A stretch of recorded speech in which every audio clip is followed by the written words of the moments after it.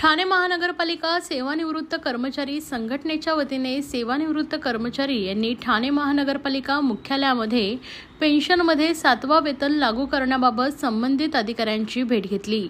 ठाणे महानगरपालिकेच्या सर्व सेवानिवृत्त कर्मचाऱ्यांना डिसेंबर 2022 मध्ये पेड इन जानेवारी 2023 पासून 7वा वेतन आयोग लागू करण्यात आला आहे। मात्र अद्याप देखील त्यांना हे 7वा वेतन आयोग अदा केलेला नाहीये।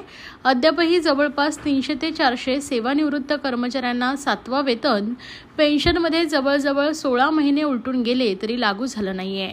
यावर त्यांनी वारंवार प्रशासनाकडे पाठपुरावा करून सुद्धा देखील त्यांना 7व्या वेतन लागू झालेला नाहीये, तसेच ग्रेड पे देखील लागू करण्यात आला नाहीये।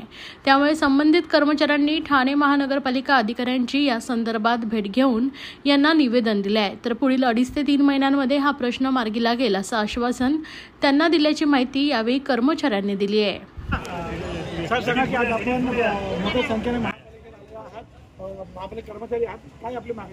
आमची सेवानिवृत्त कर्मचाऱ्यांची संघटना आहे। या संघटनेमध्ये आम्हाला पेन्शन लागू करणे किंवा ग्रॅज्युएटीचा पगार, रजेचा पगार अजूनपर्यंत मिळालेला नाही आहे। त्याच्यासाठी आम्ही अतिरिक्त आयुक्त माननीय रोडे साहेब यांना आज आमची भेट घेतली। आम्ही त्यांची भेट घेतली आणि आज मीटिंग होती, तर त्यांनी आमच्या मागण्या सगळ्या मान्य केलेल्या आहेत।